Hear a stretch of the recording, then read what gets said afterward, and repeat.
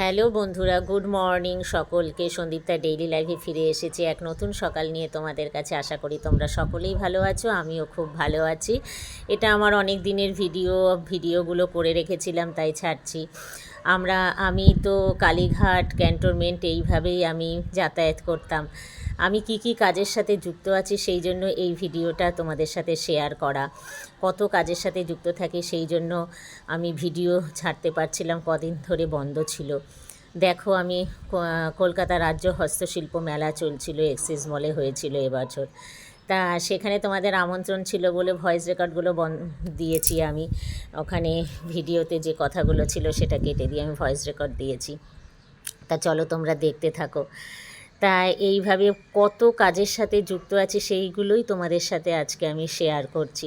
জানি না তোমাদের কেমন লাগবে, তবে কষ্ট করে একটু ভিডিওগুলো দেখো। এগুলো আগের ভিডিও করা, সেগুলোই এক এক করে তোমাদের সঙ্গে শেয়ার করছি। যে সন্দীপ্তা ডেইলি লাইফে সন্দীপ্তা ঘোষ কী কাজ করে, কী কাজের সাথে যুক্ত আছে সেটাই দেখানোর জন্য। তা চলো হস্তশিল্প মেলা দেখতে থাকো।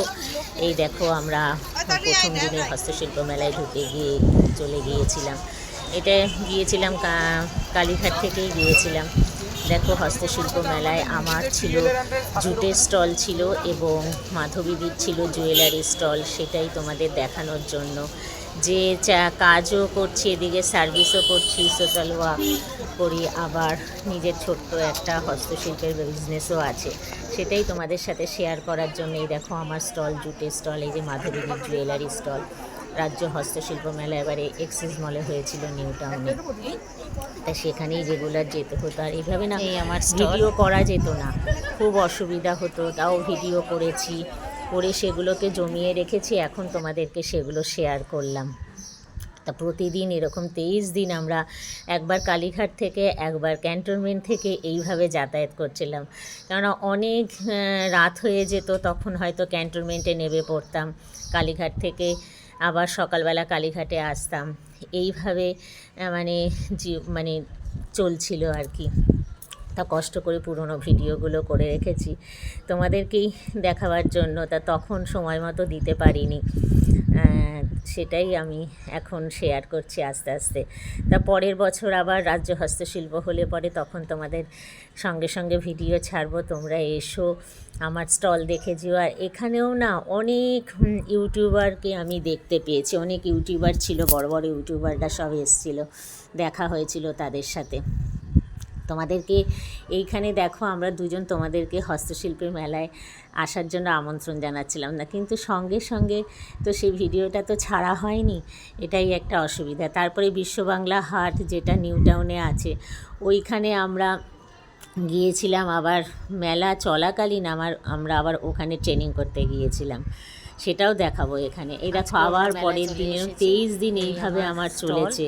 23টা দিন আমি এইভাবে কালীঘাটও এসেছি, এখানে অফিসও করেছি, প্লাস এখানে স্টলে গিয়ে স্টলও খুলেছি। স্টল ছিল দুপুর 1টা থেকে রাত 8টা পর্যন্ত। আমার জুট প্রোডাক্ট, এই দেখো আমার জুটের বিভিন্ন রকম ম্যাট, র জুট দিয়ে যে বিনুনি করে যে ম্যাটগুলো বানানো হয় সেইগুলোর স্টল। দেখো এই স্টল আমার সমস্ত কিছুই জুটের।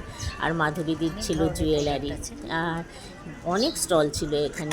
আমার অপোজিট সাইডেও জেলা থেকে এসেছিল, কুচবিহার থেকে, বিভিন্ন জেলা থেকে স্টল নিয়ে বসেছিল। ভালো লাগে 23 দিনের মেলা, ভীষণই ভালো লাগে। আমি তো অনেক দিন বন্ধ করে রেখেছিলাম, তারপরে আবার কালীঘাটে দেখো 23শে জানুয়ারি পালন করছি, 26শে জানুয়ারি পালন করছি, সকালবেলা করে আবার এগুলো পালন করে আবার তোমার মেলায় উপস্থিত হতে হচ্ছে 1টার মধ্যে। এই জন্য এত অসুবিধার মধ্যে ছিলাম যে কিছুতেই তখন আমি ভিডিও দিতে পারছিলাম না।